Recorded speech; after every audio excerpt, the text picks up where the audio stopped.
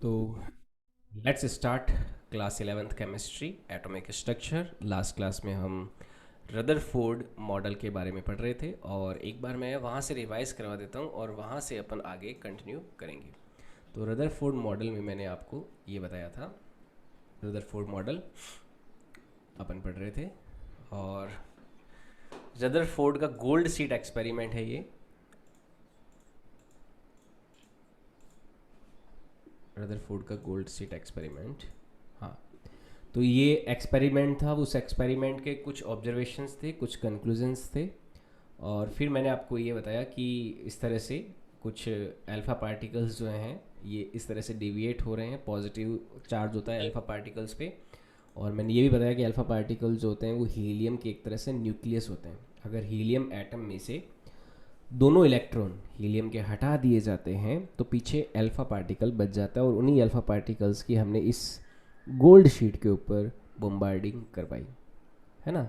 और उससे हमें जो ऑब्जर्वेशंस मिले उन ऑब्जर्वेशंस के अकॉर्डिंग हमने कुछ कंक्लूजन्स निकाले और उन्हीं कंक्लूजन से हमें किसी एटम की स्ट्रक्चर के बारे में पता चला। तो यहाँ तक हमने लास्ट क्लास में पढ़ा था। अब यहाँ से आगे अपन लेंगे। तो अब देखो, रदरफोर्ड ने जब मॉडल दिया तो रदरफोर्ड का मॉडल इतना भी परफेक्ट नहीं था, इसकी कुछ कमियां थी। क्योंकि आपने देखा कि रदरफोर्ड ने जो जे थॉमसन का मॉडल था उसे रिजेक्ट किया क्योंकि थॉमसन के मॉडल में कुछ कमियां थी। तो रदरफोर्ड के मॉडल में भी कुछ कमियां थी क्योंकि एक्सपेरिमेंट्स लगातार हो रहे थे, लगातार नए नए एक्सपेरिमेंट साइंस में होने शुरू हो गए थे उस समय। तो यहाँ पे कुछ ड्रॉबैक्स थे, तो उन ड्रॉबैक्स को लेते हैं। तो ड्रॉबैक्स यानी कि कमियाँ, drawbacks of Rutherford model, drawbacks of Rutherford model. तो रदरफोर्ड के मॉडल में क्या कमियां थी उनको अपन समझते हैं। रदरफोर्ड रदरफोर्ड प्रतिरूप की कमियां, प्रतिरूप की कमियां। तो क्या क्या कमियां थी रदरफोर्ड के मॉडल में। तो सबसे पहले तो मैं उस मॉडल को एक फॉर्म में बना देता हूँ। जैसे सबसे पहले सेंटर में तो होता है न्यूक्लियस और न्यूक्लियस के चारों ओर इलेक्ट्रॉन प्रोटॉन न्यूट्रॉन चक्कर इलेक्ट्रॉन चक्कर लगाते हैं। ये रदरफोर्ड का मॉडल था, ठीक है। चारों ओर इलेक्ट्रॉन्स जो हैं, यहाँ पे इलेक्ट्रॉन्स जो है, मान लो ये एक इलेक्ट्रॉन ले लिया, ये इलेक्ट्रॉन इसके चारों ओर चक्कर लगा रहा है इस डायरेक्शन में ऐसे, और ये है nucleus. This is the nucleus and this is electron. और न्यूक्लियस पे पॉजिटिव चार्ज रहता है। ये किससे मिलकर बना होता है? प्रोटोनों से मिलकर बना होता है, ऐसा रदरफोर्ड ने कहा। अब देखो ड्रॉबैक क्या था। सबसे पहला ड्रॉबैक था, एक साइंटिस्ट हुए थे मैक्सवेल, साइंटिस्ट थे मैक्सवेल। मैक्सवेल ने बोला कि जब इलेक्ट्रॉन इसके चारों ओर चक्कर लगा रहा है तो इलेक्ट्रॉन एक चार्ज है और चार्ज जब एक्सेलरेटेड मोशन करता है, यहाँ पे देखो इलेक्ट्रॉन का एक्सेलरेशन हो रहा है। क्यों? क्योंकि इलेक्ट्रॉन की हर पॉइंट पे जो मोशन की डायरेक्शन है वो चेंज हो रही है। जैसे इलेक्ट्रॉन की हर पॉइंट पे आप देख रहे हो कि वेलोसिटी की डायरेक्शन चेंज हो रही है। और जब भी वेलोसिटी का या तो डायरेक्शन या फिर जब भी मैग्नीट्यूड चेंज होता है तो डेफिनेटली वहाँ पे एक्सेलरेशन की प्रेजेंस रहती है। यहाँ पे इलेक्ट्रॉन की जो वेलोसिटी है उसकी डायरेक्शन चेंज हो रही है और डायरेक्शन चेंज हो रहा है तो यानी कि वेलोसिटी चेंज हो रहा है। और वेलोसिटी चेंज करने के लिए हमें एक्सेलरेशन चाहिए होता है। तो यहाँ पे इलेक्ट्रॉन जो है न्यूक्लियस के चारों ओर एक्सेलरेटेड मोशन कर रहा है। तो इलेक्ट्रॉन अपने आप में एक चार्ज है और वो एक्सेलरेटेड मोशन कर रहा है। मैक्सवेल नाम के एक साइंटिस्ट थे, उन्होंने बोला कि when a charge particle when a charge particle when a charge particle accelerate accelerate then it emits radiations। तो मैक्सवेल ने बोला कि जब भी कोई आवेश particle, charge particle accelerated motion करता है तो रेडिएशंस का एमिशंस करता है। रेडिएशंस क्या होते हैं? देखो रेडिएशंस वर्ड थोड़ा आपको ज़्यादा एक कुछ फीलिंग दे रहा होगा, पर रेडिएशंस एक्चुअल में जो लाइट होती है वो एक रेडिएशन होता है, जो माइक्रोवेव्स होती है वो रेडिएशंस होता है, गामा रेज रेडिएशंस होते हैं। रेडिएशन से एक एनर्जी का फॉर्म होता है। तो आपके मैक्सवेल ने बोला कि ये रेडिएशंस का इमिशन करेगा। मैं इसको रेडिएशंस को ऐसे दिखा सकता हूँ, ये रेडिएशंस का इमिशन कर रहा है आपका इलेक्ट्रॉन। क्यों? क्योंकि यहाँ पे इलेक्ट्रॉन का क्या हो रहा है? एक्सेलरेटेड मोशन हो रहा है। तो मैक्सवेल ने बोला कि जब कोई चार्ज पार्टिकल एक्सेलरेटेड मोशन करता है तो वो रेडिएशन इमिट करता है। तो यहाँ पे इलेक्ट्रॉन भी रेडिएशन इमिट करेगा। सो here electron is emitting, so here electron is emitting radiations, है ना। तो इलेक्ट्रॉन रेडिएशन इमिट कर रहा है। तो रेडिएशन इमिट करने से क्या होगा? देखो रेडिएशन इमिट कर रहा है तो radiation is another form of energy.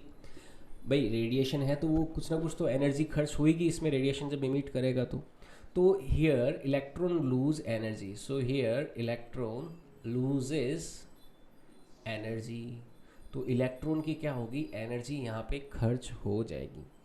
अगर इलेक्ट्रॉन की एनर्जी खर्च होगी तो इलेक्ट्रॉन की जो वेलोसिटी है, क्योंकि एनर्जी क्या होती है? या तो काइनेटिक एनर्जी में होती है या फिर पोटेंशियल एनर्जी में होती है। तो एनर्जी अगर इलेक्ट्रॉन की कमी हुई है, इलेक्ट्रॉन की एनर्जी खर्च हुई, तो इलेक्ट्रॉन की जो वेलोसिटी है वो धीरे धीरे कम हो जाएगी। इलेक्ट्रॉन की वेलोसिटी क्या होगी? धीरे धीरे कम होने लग जाएगी जैसे जैसे वो चक्कर काटेगा।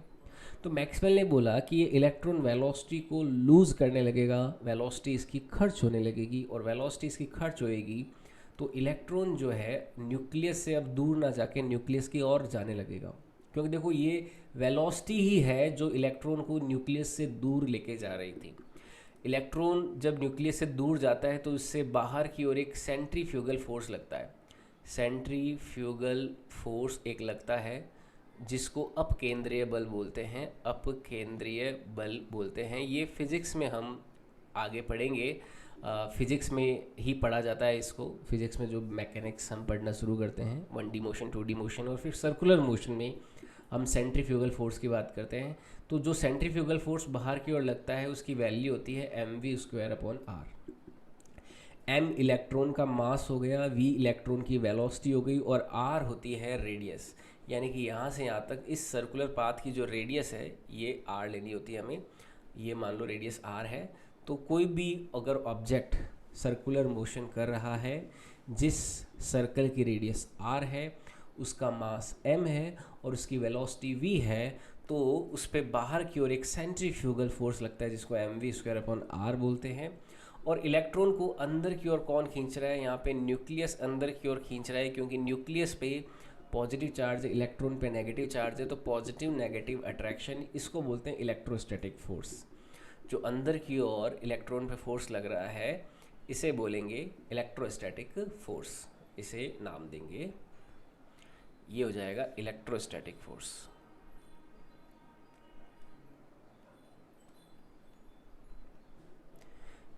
इलेक्ट्रोस्टैटिक फोर्स हिंदी में इसको बोलते हैं स्थिर वैद्युत बल। ठीक है, ये दो चार्ज के बीच में लगता है, तो यहाँ पे पॉजिटिव और नेगेटिव आपस में अट्रैक्ट कर रहे हैं, तो इलेक्ट्रॉन को न्यूक्लियस अपनी ओर खींच रहा होगा, और सेंट्रीफ्यूगल फोर्स क्या चाहेगा कि इलेक्ट्रॉन बाहर की ओर जाए। अब एक ऐसी कंडीशन आती है जब अंदर की ओर इलेक्ट्रॉन पे लगने वाला अट्रैक्शन फोर्स बाहर की ओर लगने वाले उस सेंट्रीफ्यूगल फोर्स के बराबर होता है, तो इलेक्ट्रॉन चक्कर लगाता रहता है, इलेक्ट्रॉन को भी कोई दिक्कत नहीं है।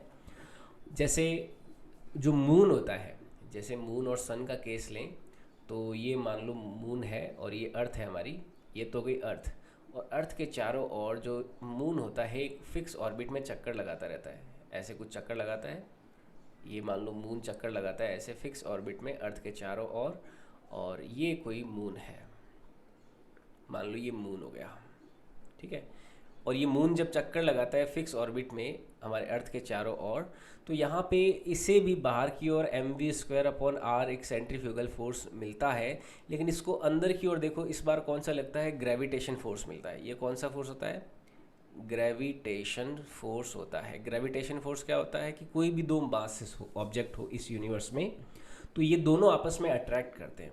तो इस केस में जो अंदर की ओर लगने वाला ग्रेविटेशन फोर्स होता है वो बाहर की ओर mv² अपॉन r वाले फोर्स को काउंटर बैलेंस कर देता है। तो इस वजह से ये जो मून बाबा है, ये जो मून है, ये मून ना तो बाहर जाता है ना ये अर्थ के अंदर आके गिरता है। तो इस वजह से यहीं पे ही पड़ा रहता है और घूमता रहता है, घूमता रहता है। और इतने करोड़ों साल से जो मून है अर्थ के चारों ओर चक्कर लगा रहा है, कभी भी अर्थ में आके घिरा नहीं है। तो वैसे ही इलेक्ट्रॉन भी जो है वो बाहर की ओर सेंट्रीफ्यूगल फोर्स लगता है mv² अपॉन r, और अंदर की ओर उस पर इलेक्ट्रोस्टैटिक फोर्स होता है। ये पॉजिटिव और नेगेटिव को अट्रैक्ट करने वाला फोर्स होता है। अंदर की ओर ये बैलेंस करके रखते हैं। तो इलेक्ट्रॉन चक्कर लगाता रहेगा, लगाता रहेगा, वो रुकेगा नहीं। लेकिन यहाँ पे मैक्सवेल आए, तो मैक्सवेल ने बोला कि when a charge particle accelerate, यहाँ पे लिख देना एक point, according to Maxwell, according to Maxwell लिख देते हैं, अकॉर्डिंग टू मैक्सवेल। एक मैक्सवेल नाम के साइंटिस्ट थे, बहुत ही खतरनाक साइंटिस्ट थे। खतरनाक इन द सेंस इन्होंने फिज़िक्स और केमिस्ट्री की ऐसी ऐसी इक्वेशंस बनाई थी जिनको देख के परखच्चे उड़ जाएं, जिनको देख के एकदम लग जाए कि भाई क्या लिखी है। जैसे एक तो आइंस्टाइन को बोलते हैं ना कि आइंस्टाइन ने बहुत ही गहराई में फिज़िक्स को समझा था, वैसे ही मैक्सवेल, श्रोडिंगर, ये ऐसे साइंटिस्ट थे जो थ्योरेटिकल फिज़िक्स के एकदम इनके खून में बसी हुई थी। ये ऐसी ऐसी इक्वेशन इन्होंने ड्रॉ की थी, ऐसी ऐसी इक्वेशनें बनाई थी कि मतलब जो इंसान थे, जो अपन लोग, जो सामान्य व्यक्ति थे, जो पढ़ते थे तो बोलते थे कि यार क्या लोग बाग थे ये, है ना। बहुत खतरनाक लेवल था इनका। तो मैक्सवेल ने एक प्रिंसिपल दिया था कि जब भी कोई चार्ज पार्टिकल एक्सेलरेट करता है तो वो रेडिएशन इमिट करेगा, तो इलेक्ट्रॉन एनर्जी लूज़ करेगा, यानी कि इलेक्ट्रॉन की वेलोसिटी कम होगी। जब इलेक्ट्रॉन की वेलोसिटी कम होगी तो आप देख सकते हो बाहर की ओर लगने वाला जो सेंट्रीफ्यूगल फोर्स है वो डाउन हो जाएगा, ये कम हो जाएगा, ये कम होगा। सर लेकिन जो इलेक्ट्रोस्टैटिक फोर्स है वो तो उतना ही रहेगा। यानी कि अब साइंटिस्ट तो पहले ये अब जो है न्यूक्लियस इस इलेक्ट्रॉन को अपनी ओर अट्रैक्ट करेगा, तो इलेक्ट्रॉन जो है इस न्यूक्लियस के पास जाने लगेगा। ये साइंटिस्ट जो है ये 1900 के आसपास के साइंटिस्ट हैं, आइंस्टाइन, श्रोडिंगर, मैक्सवेल। ये 1900 के आसपास के, लगभग 120 साल पहले के साइंटिस्ट है, लेकिन उन्होंने काम बहुत खतरनाक किया। इन्हीं की देन है कि आज अपन इतना फिज़िक्स, केमिस्ट्री के बारे में, साइंस के बारे में जानते हैं, और इतना जो साइंटिफिक डेवलपमेंट हुआ है, इन लोगों ने ऐसे ऐसे काम करके गए जिन्हीं की बदौलत आज अपन इतना बड़ा साइंस देख रहे हैं। तो ये इलेक्ट्रॉन जो है न्यूक्लियस की ओर सर ज़्यादा इनका अट्रैक्ट। नाम तो नहीं आता है सर, हाँ बोल। इनका नाम तो नहीं आता है। इनका नाम नहीं आता, इनका नाम आएगा, साइंस पढ़ो तो सही, साइंस को और गहराई में उतर के देखो तो सही, बिल्कुल नाम आएगा। हमने तो सर खाली इससे न्यूटन, हमने न्यूटन तक ही पढ़ा तो हमें ये पता लगता है कि न्यूटन ही एक साइंटिस्ट थे। हालांकि न्यूटन ने बहुत बड़ा कंट्रीब्यूशन किया था। सर हम तो दो ही साइंटिस्ट जानते हैं, न्यूटन और रॉबर्ट ब्राउन और जेजे थॉमसन, इन तीनों को ही जानते हैं। हाँ तो ये तो अब जानने लगो ना, अब धीरे धीरे जानोगे। रदरफोर्ड को जानने लग गए अब, है ना। अब रदरफोर्ड आपको भाई लगेगा आपका, है ना। अब मैक्सवेल भी आपको चाचा लगेंगे आपके। तो धीरे धीरे आप साइंटिस्ट लोगों के बारे में जानना शुरू करोगे जब आप इनके बारे में पढ़ना शुरू करोगे। जैसे मैंने आज आपको मैक्सवेल के बारे में बताया है, तो अब मैक्सवेल के बारे में जानने लगोगे, है ना। तो धीरे धीरे हम जानना शुरू करते हैं जब इनके बारे में हम पढ़ते हैं। अब देखो, कहने का मतलब क्या है, जो मैक्सवेल ने बोला कि सर भाई इसी में चार्ज, नाम लिखा था सर। हाँ मैं लिखवाता हूँ अभी, एक बार इसको समझो कंसेप्ट को। इलेक्ट्रॉन पे बाहर की ओर लगने वाला जो सेंट्रीफ्यूगल फोर्स है वो कम होगा, अंदर की ओर लगने वाला इलेक्ट्रोस्टैटिक फोर्स ज़्यादा होगा। तो ये इलेक्ट्रॉन क्या होगा, मैक्सवेल ने बोला कि ये देखो, ये ऐसा स्पाइरल मोशन करता हुआ, ऐसे देखो इलेक्ट्रॉन जो है अपना ये सर्कुलर ऑर्बिट छोड़ के धीरे धीरे अंदर की ओर आने लगेगा। ऐसे स्पाइरल मोशन करता हुआ ये इलेक्ट्रॉन ऐसे, इस तरह से, ऐसा समय आएगा कि ये इलेक्ट्रॉन स्पाइरल मोशन करता हुआ इस एटम के अंदर घुस जाएगा। क्यों? क्योंकि अंदर की ओर लगने वाला फोर्स ज़्यादा हो रहा है, वेलोसिटी तो डेफिनेटली हमेशा कमी हो रही है। क्यों? क्योंकि रेडिएशन इमिट कर रहा है, रेडिएशन इमिट कर रहा है तो उसकी एनर्जी लूज़ हो रही है, एनर्जी लूज़ हो रही है तो वेलोसिटी भी डिक्रीज़ हो रही है, वेलोसिटी डिक्रीज़ हो रही है तो उसका सेंट्रीफ्यूगल फोर्स डिक्रीज़ हो रहा है, बाहर की ओर लगने वाला फोर्स डिक्रीज़ हो रहा है, तो अंदर की ओर लगने वाला फोर्स इस पर हावी हो जाएगा। तो न्यूक्लियस जो है इलेक्ट्रॉन को अपनी ओर खींच लेगा, और एक समय ऐसा आएगा जब न्यूक्लियस के अंदर हमारा जो इलेक्ट्रॉन है बेचारा वो समा जाएगा। और इलेक्ट्रॉन अगर न्यूक्लियस के अंदर समा जाता है तो इलेक्ट्रॉन फिर न्यूक्लियस के अंदर समा गया तो फिर एटम का एग्जिस्टेंस ही नहीं रहेगा, एटम ख़त्म हो गया, है ना। क्योंकि पॉजिटिव और नेगेटिव दोनों चार्ज क्या हो गए, एक दूसरे के पास में आ गए, तो एटम ख़त्म हो गया। तो यहाँ पे मैक्सवेल ने बोला कि रदरफोर्ड इसका तुम्हारे पास क्या जवाब है, तो रदरफोर्ड के पास जवाब नहीं था, तो रदरफोर्ड के एक मॉडल का ये ड्रॉबैक है। तो when a charge particle accelerate then it emit radiation, so here electron loses energy due to which it will it will start moving towards the nucleus, moving towards the nucleus it will start moving towards the nucleus in a spiral path, spiral path। तो ये nucleus की ओर spiral path में move करना start कर देगा। and a time will come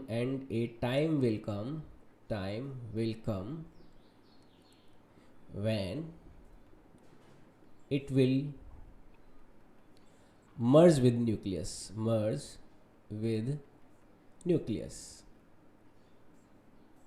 तो एक ऐसा टाइम आएगा जब ये न्यूक्लियस के साथ मर्ज हो जाएगा। In this case atom will never exist, in this case atom shall not exist. In this case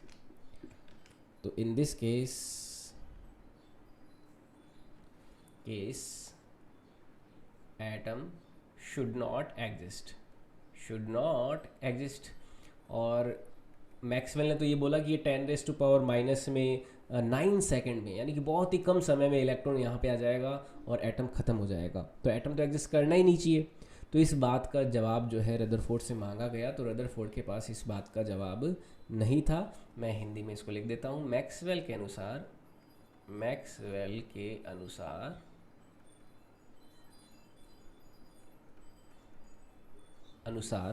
त्वरित आवेश विकिरण उत्सर्जित करता है,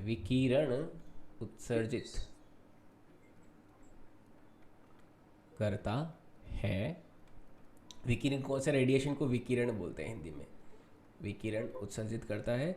इस कारण इसके ऊर्जा की हानि होगी, एवं इलेक्ट्रॉन नाभिक की ओर गति करेगा नाभिक की ओर, और नाभिक की ओर गति करेगा तो परमाणु खत्म हो जाएगा, परमाणु खत्म हो जाएगा। ठीक है, तो ऐसा लेकिन होता नहीं है। इसका जवाब रदरफोर्ड से पूछा गया, उसके पास इसका जवाब नहीं था। तो ये पहला ड्रॉबैक था रदरफोर्ड के एटॉमिक मॉडल का। अब दूसरा ड्रॉबैक क्या था रदरफोर्ड के एटॉमिक मॉडल का? दूसरा ड्रॉबैक ये था कि एक एक्सपेरिमेंट किया गया था जिसमें हाइड्रोजन के स्पेक्ट्रम लिए गए थे। अभी है हाइड्रोजन के स्पेक्ट्रम क्या होते हैं, अभी आपको इसके बारे में नहीं सोचना है, मैं एक नाम लिख रहा हूँ खाली, हाइड्रोजन के स्पेक्ट्रम्स। तो रदरफोर्ड का जो एटॉमिक मॉडल है ये हाइड्रोजन के स्पेक्ट्रम्स को एक्सप्लेन नहीं कर पा रहा था। ये जो एक्सप्लेनेशन है हाइड्रोजन के स्पेक्ट्रम क्या है वो अपन आगे नील्स बोर के एटॉमिक मॉडल में अपन समझेंगे। तो this model do not explain spectrum of hydrogen, this model do not explain, ये एक एक्सपेरिमेंट था, इस एक्सपेरिमेंट के बारे में अपन आगे पढ़ेंगे। तो this model do not explain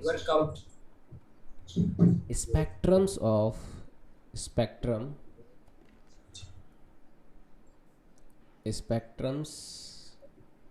या फिर स्पेक्ट्रम ऑफ हाइड्रोजन किसको बोलते हैं? हाँ, ये आपने अभी लिखा है, ये किसको बोलते हैं? इसको स्पेक्ट्रम किसको बोलते हैं? हाँ, अभी अपन इस पे के बारे में ज़्यादा डिस्कशन नहीं करेंगे, ये एक्सपेरिमेंट पूरा का पूरा वापस आएगा, है ना। मैं इसको स्पेक्ट्रम के बारे में पूरा बताऊंगा कि स्पेक्ट्रम आखिर क्या होते हैं। ठीक है, हाइड्रोजन स्पेक्ट्रम अपने सिलेबस में है, इसी चैप्टर में अपन आगे पढ़ेंगे। तो वो एक्सपेरिमेंट क्या था वो भी पढ़ेंगे। तो यह प्रतिरूप हाइड्रोजन स्पेक्ट्रम को नहीं समझाता। तो ये इसका एक ड्रॉबैक और था किसके, रदरफोर्ड के मॉडल्स का।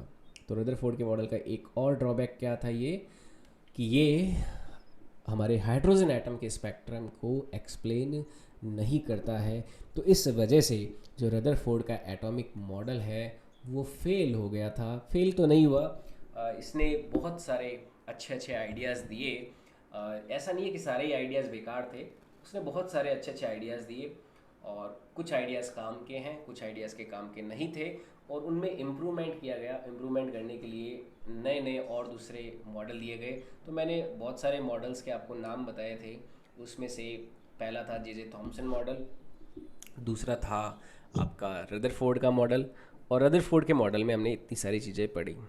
अब मैं आगे लेने से पहले आपको कुछ एक टर्म्स जो है, जो अपन एटॉमिक स्ट्रक्चर में बार बार बात करने वाले हैं, तो मैं उन टर्म्स के बारे में आपको बता देता हूँ। Some important terms for atom and nucleus.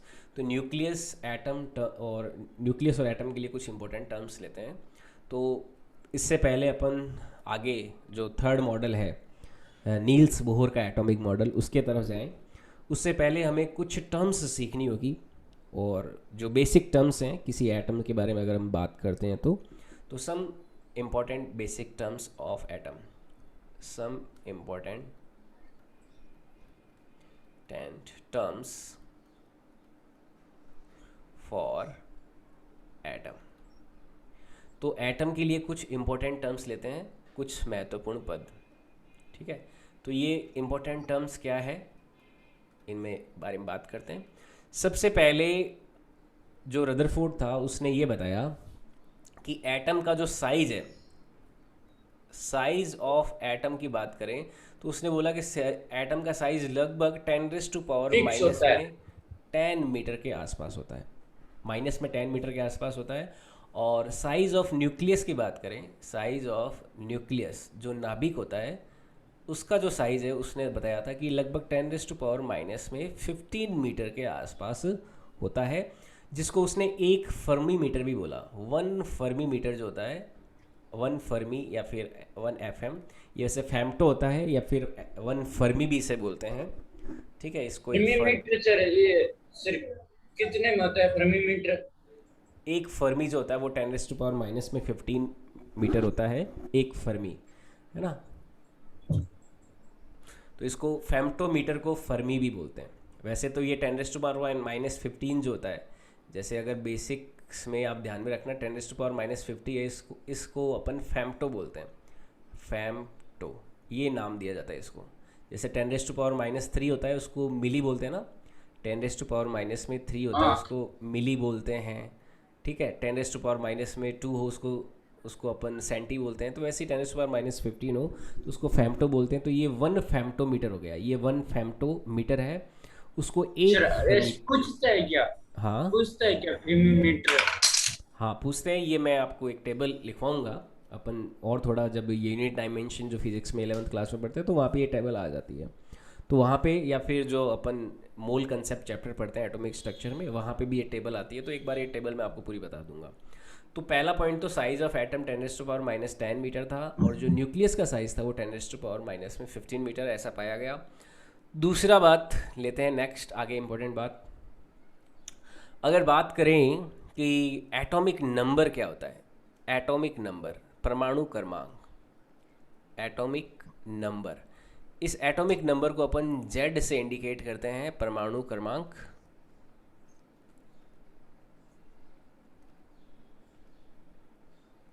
तो एटॉमिक नंबर जेड क्या होता है, किसी भी एटम के अंदर जो नंबर ऑफ प्रोटॉन्स होते हैं, नंबर ऑफ प्रोटॉन्स क्या होते हैं, यही उसका एटॉमिक नंबर बोल होता होते है। हैं न्यूट्रॉन के। नंबर ऑफ जितने प्रोटॉन्स, जो नंबर ऑफ प्रोटॉन्स होते हैं, प्रोटॉनों की संख्या, वही क्या देता है आपको, एटॉमिक नंबर देता है। जैसे हाइड्रोजन के लिए एटॉमिक नंबर 1 होता है, तो उसके अंदर एक प्रोटॉन है। हाइड्रोजन, हीलियम, लिथियम, मैं कुछ एग्जांपल ले लेता हूँ। जैसे हाइड्रोजन है, एक नंबर पे हाइड्रोजन आता है, फिर हीलियम आता है, helium, lithium, beryllium, boron, carbon, nitrogen, beryllium. Oxygen, fluorine, neon, है ना, नियोन, फिर sodium, magnesium, aluminium, silicon, phosphorus, sulphur, है ना। तो ये अलग अलग एटॉमिक नंबर होते हैं। इसको आप काउंटिंग में ऐसे ध्यान में रखते हो। जेड की वैल्यू 1 हाइड्रोजन पे आता है ना। ये जैसे जेड लिखूँ इसके लिए, तो हाइड्रोजन के लिए 1 हो जाता है, हीलियम के लिए 2 जाता है, हाइड्रोजन, हीलियम, लिथियम, लिथियम के लिए एटॉमिक नंबर 3 है। तो इसका मतलब क्या है, इसके अंदर 3 प्रोटॉन है। फिर hydrogen, helium, lithium, beryllium, boron, carbon, nitrogen, oxygen, fluorine, neon. तो ये एटॉमिक नंबर है, तो ये इसका 4 हो जाता है जेड, इसका 5 हो जाता है, इसका 6 हो जाता है, इसका 7 हो जाता है, इसका 8 हो जाता है, इसका 9, इसका 10, इस तरह से आगे चलते रहते हैं। लगभग पीरियोडिक सर टेबल में 120 सर एलिमेंट्स हैं। हाँ बोलो। सर जितने प्रोटॉन होते हैं उतने ही तो न्यूट्रॉन होते हैं। नहीं, ऐसा आवश्यक नहीं है, मैं अभी समझाता हूँ। देखो, तीसरी टर्म लेते हैं अपन। एटॉमिक नंबर हमने समझा। एटॉमिक नंबर क्या होता है? किसी भी एटम के अंदर जो नंबर ऑफ प्रोटॉन्स हैं वो उसका एटॉमिक नंबर होता है। ठीक है, नंबर ऑफ प्रोटॉन्स जो होते हैं वही उसका एटॉमिक नंबर होता है, पहली बात। अब देखो, तीसरा पॉइंट लेता हूँ, mass number. Mass number, mass number, इसको ए से भी डिनोट किया जाता है कभी कभी, हालांकि मास नंबर वैसे सिंपल रहता है, मास नंबर। और मास नंबर को हिंदी में बोलेंगे द्रव्यमान संख्या। द्रव्यमान संख्या। तो मास नंबर क्या होता है? अब देखो, एक इम्पॉर्टेंट बात ध्यान से समझना। जब मैंने आपको मैंने बताया था mass of electron, mass of proton, तो मैंने एक आपको चीज़ बताई थी। मैं आपको एक बार वहीं पे उन्हीं नोट्स पे वापस लेके जाता हूँ। देखो, जब मैंने आपको mass of electron, mass of neutron बताया था, तो मैंने आपको, देखो ये नोट्स ध्यान हो अगर आपको, तो मैंने बताया था मास जो होता है प्रोटॉन का वो इलेक्ट्रॉन से 10,000 गुना ज़्यादा होता है। Yes proton sir. और न्यूट्रॉन का मास लगभग इक्वल होता है। प्रोटॉन और न्यूट्रॉन का मास लगभग बराबर होता है, लेकिन इलेक्ट्रॉन से प्रोटॉन और न्यूट्रॉन दोनों 10,000 गुना भारी होते हैं। और फिर मैंने एक और पॉइंट लिखाया था कि for atomic mass consideration of mass, electron mass का कंसिडरेशन जो है वो नेग्लिजिबल लिया जाता है ना। तो इलेक्ट्रॉन के मास को नेग्लिजिबल मानते हैं जब एटॉमिक मास को अपन कंसीडर करते हैं। तो atomic, for atomic mass consideration mass of electron is taken negligible. तो इलेक्ट्रॉन के मास को लेते नहीं है। तो मैंने बताया कि मास ऑफ प्रोटॉन और मास ऑफ न्यूट्रॉन्स जो हैं उसी के समेशन से हमारा एटम का मास आता है। इलेक्ट्रॉन के मास को नेग्लिजिबल मानते हैं। मैंने ये एक नोट्स में आपको बात बताई थी। अब इसी चीज़ का देखो, यहाँ पे मैं आपको मास नंबर डिफाइन करने के लिए यूज़ करूँगा। जो मास नंबर होता है वो होता है केवल number of proton, number of protons plus number of neutrons, number of neutrons. तो नंबर ऑफ प्रोटॉन जो है, नंबर ऑफ प्रोटॉनों की संख्या और नंबर ऑफ न्यूट्रॉनों की संख्या को जब ऐड कर दिया जाता है तो उससे मास नंबर आता है। मास नंबर को इस तरह से डिफाइन करने का कारण ये था क्योंकि इलेक्ट्रॉन का मास नेग्लिजिबल माना जाता है। इलेक्ट्रॉन के पास कोई ज़्यादा मास नहीं होता प्रोटॉन और न्यूट्रॉनों के मास के कंपैरेटिवली। तो इस वजह से मास नंबर कैसे आता है? प्रोटॉन का mass plus, sorry, number of protons plus number of neutrons. Mass number actual में मास नंबर है, ये एक्चुअल में मास नहीं है। बहुत बार कन्फ्यूजन होता है। तो ये एक्चुअल मास नहीं है, not actually mass, not actually mass, just a number. Not actual mass, ये क्या है? जस्ट ए नंबर है, जस्ट ए नंबर, एक केवल संख्या है, ये एक्चुअल में मास नहीं है। और कैसे निकालते हैं? नंबर ऑफ प्रोटॉन और नंबर ऑफ न्यूट्रॉन को ऐड करके। अब देखो, नंबर ऑफ प्रोटॉन तो हमें पता चल गया भाई एटॉमिक नंबर से। एटॉमिक नंबर जैसे हाइड्रोजन, हीलियम, लिथियम, ये जो एटॉमिक सीरीज़ होती है इसे हम याद रख सकते हैं। तो हमें एटॉमिक नंबर से जो नंबर ऑफ प्रोटॉन्स है वो तो मिल जाते हैं, लेकिन जो नंबर ऑफ न्यूट्रॉन्स हैं उनकी संख्या क्या होती है? लगभग जो बहुत सारे एटम्स होते हैं उनके केस में नंबर ऑफ न्यूट्रॉन्स जो होते हैं नंबर ऑफ प्रोटॉन्स के बराबर होते हैं। लेकिन ये रूल हमेशा अप्लाई नहीं होता है, ये चीज़ ध्यान में रखना। तो for most of the atoms, for many atoms, या फिर मोस्ट ऑफ तो नहीं, मैनी एटम्स, नंबर ऑफ जो प्रोटॉन्स होते हैं वो इक्वल होते हैं नंबर ऑफ न्यूट्रॉन्स के। बट नॉट ऑलवेज, लेकिन हमेशा नहीं। बट नॉट ऑलवेज, हमेशा ऐसा सही हो ये ज़रूरी नहीं है। जैसे मैं हाइड्रोजन के केस में बात करूं, जैसे एग्जाम्पल के तौर पे मैं हाइड्रोजन की बात करूं, तो हाइड्रोजन एटम के अंदर जो नंबर ऑफ प्रोटॉन्स हैं, नंबर ऑफ प्रोटॉन्स तो इसमें 1 होते हैं। नंबर ऑफ इलेक्ट्रॉन जो होते हैं वो भी 1 होता है। लेकिन नंबर ऑफ न्यूट्रॉन की बात करें तो हाइड्रोजन में नंबर ऑफ न्यूट्रॉन 0 होता है। हाइड्रोजन का एग्जाम्पल लें तो नंबर ऑफ प्रोटॉन 1 होता है, नंबर ऑफ इलेक्ट्रॉन भी 1 होता है, लेकिन हाइड्रोजन में कोई न्यूट्रॉन नहीं होता। ये बहुत ही इंपॉर्टेंट पॉइंट है। Hydrogen contains no neutron. Hydrogen atom contains contains no neutron. कोई न्यूट्रॉन नहीं होता इसके अंदर। तो यहाँ पे देखो न्यूट्रॉन 0 हो गया। अब हाइड्रोजन के लिए अगर आपको एटॉमिक नंबर निकालना हो जेड, तो हाइड्रोजन के लिए एटॉमिक नंबर कितना हो जाएगा, नंबर ऑफ प्रोटॉन 1 है तो हाइड्रोजन का एटॉमिक नंबर तो Z1 हो गया। और number of protons plus number of neutron से आपका मास नंबर आएगा A, तो मास नंबर कितना हो गया, प्रोटॉन तो 1 है लेकिन न्यूट्रॉन 0 है, तो A इज इक्वल टू यहाँ पे क्या आ जाएगा, 1 आ जाएगा। तो हाइड्रोजन का मास कितना हो गया, 1 हो जाएगा इस केस में। आई बात समझ में। तो मास नंबर यहाँ पे ये बात ध्यान में रखना है, नंबर ऑफ प्रोटॉन्स का नंबर ऑफ न्यूट्रॉन के साथ ऐड करना है। नंबर ऑफ न्यूट्रॉन हमेशा प्रोटॉनों की संख्या के इक्वल नहीं होते हैं, कभी कभी इक्वल हो भी जाते हैं। जैसे मैं बाकियों के एग्जाम्पल लूँ, जैसे एग्जाम्पल लूँ मैं हीलियम का। हीलियम के केस में, हीलियम में अगर मैं नंबर ऑफ प्रोटॉन्स की बात करूं तो 2 होते हैं, नंबर ऑफ न्यूट्रॉन्स की बात करूं तो भी 2 होते हैं, और नंबर ऑफ इलेक्ट्रॉन की बात करूं तो भी 2 होते हैं। तो इस केस में जो एटॉमिक नंबर है वो तो 2 हो गया। अगर मैं मास नंबर की बात करूं तो ये भी कितना हो जाएगा, 2 प्लस 2, है ना। मास नंबर यहाँ पे 4 हो जाएगा, यहाँ पे A इज इक्वल टू 4 हो जाएगा मास नंबर। बिल्कुल आदित्य है, हाइड्रोजन एक एक्सेप्शन है जिसमें कोई न्यूट्रॉन नहीं होता है। इसके अलावा पीरियोडिक टेबल में जितने भी एटम्स हैं, जितने भी एलिमेंट्स हैं, उन सब में न्यूट्रॉन पाया ही जाता है। बिना न्यूट्रॉन के एटम एग्जिस्ट ही नहीं कर सकता। एक हाइड्रोजन ही ऐसा एटम है, बड़ा अलबेला है, सबसे अलग थलग रहता है, जिसके अंदर कोई न्यूट्रॉन नहीं होता है। बड़ा ही अजीब सा प्राणी है hydrogen, contains no neutron at all. बाकी सारे पूरी पीरियोडिक टेबल जो है उसमें न्यूट्रॉन होते ही होते हैं। तो हीलियम के लिए एटॉमिक जो मास नंबर है, एटॉमिक नंबर तो 2 और मास नंबर 4 आ गया। अब एक यहाँ पे बहुत ही इंपॉर्टेंट चीज़ सीखते हैं कि ये जो आपका मास नंबर आया है और हमारा एटॉमिक नंबर आया, उसको रिप्रेजेंट कैसे किया जाए। तो रिप्रेजेंट करने के लिए क्या करते हैं, मान लो कोई एटॉम जो है उसका सिंबल X है, तो यहाँ पे तो हम एटॉमिक नंबर लिखते हैं और यहाँ पे हम मास नंबर लिखते हैं। और ये तरीका होता है किसी भी एटम को रिप्रेजेंट करने का, उसका एटॉमिक नंबर नीचे होता है और मास नंबर ऊपर होता है। अब जैसे मैं हाइड्रोजन की बात करूँ, तो हाइड्रोजन के लिए देखो कैसे रिप्रेजेंट करेंगे। हाइड्रोजन में एक तो है एटॉमिक नंबर इसका 1 है, सिंबल इसका H होता है, और 1 ही क्या हो गया, इसका मास नंबर हो गया। तो हाइड्रोजन का सिंबल क्या हो जाएगा, 1H1 हो जाएगा हाइड्रोजन का सिंबल। इसी तरह से मैं हीलियम की बात करूं तो हीलियम के अंदर 2 तो हो गया इसका एटॉमिक नंबर, Z नीचे आता है, और हीलियम के लिए इसका मास नंबर हो गया 4, ये आ जाएगा ऊपर।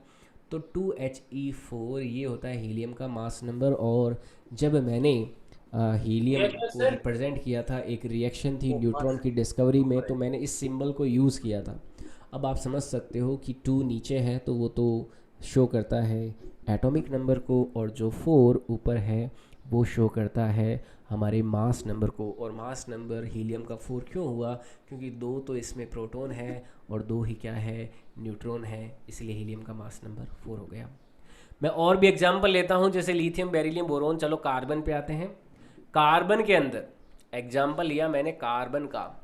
कार्बन जो है, कार्बन इसके अंदर एटॉमिक नंबर तो आता है 6।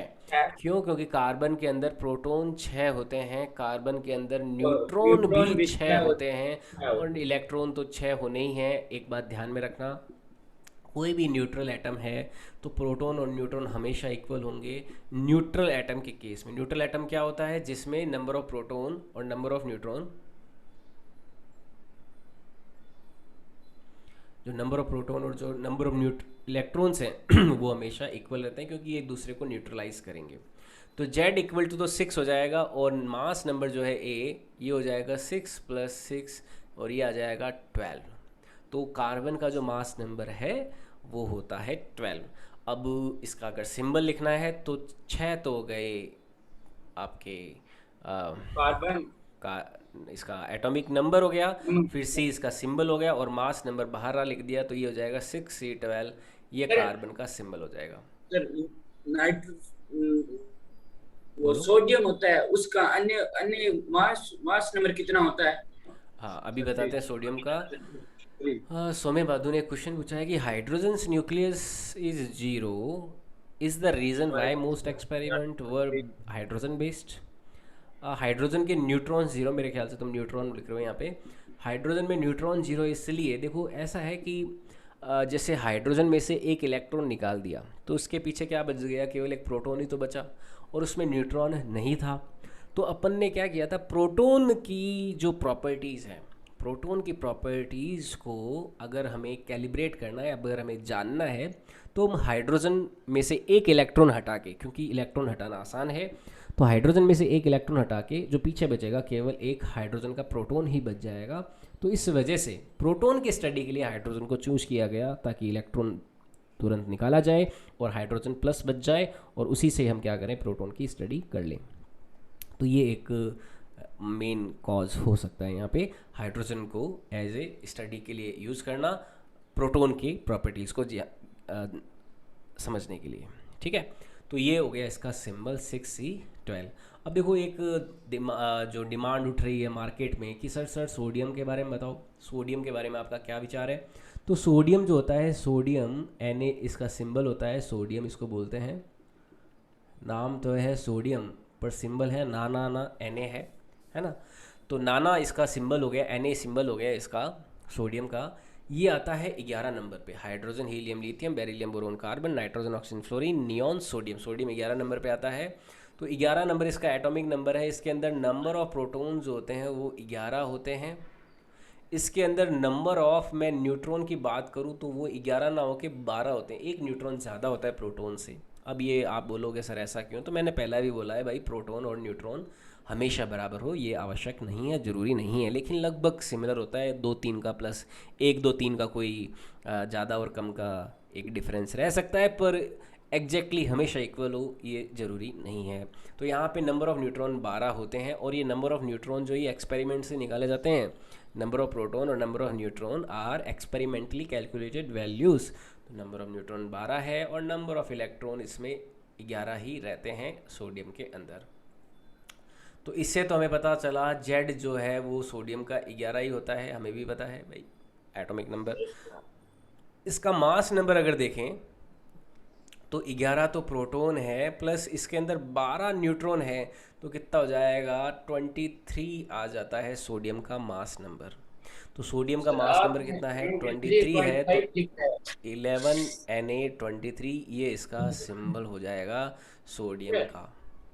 आई सर बात समझ। नोट्स में तो, सर आपने नोट्स में तो 23.5 लिखा है। हाँ, अब ये 23.5 क्यों लिखाया गया, इसके लिए अपन पढ़ेंगे average atomic mass, relative atomic mass, तो उसमें आइसोटोप्स भी पढ़ना होगा पे। तो अभी फ़िलहाल आप इसको 23 ही ध्यान में रखिए, क्योंकि इसके लिए अपन को आइसोटोप्स पढ़ना होगा और एवरेज एटॉमिक मास पढ़ना होगा, जो मैं आपको जो आगे की क्लासेस होगी उसमें आपको समझाऊंगा। तो आज अपन इस क्लास में इतना ही रखते हैं, आज की क्लास का टाइम अपना हो चुका है। तो यहाँ से आगे अपन नेक्स्ट क्लास में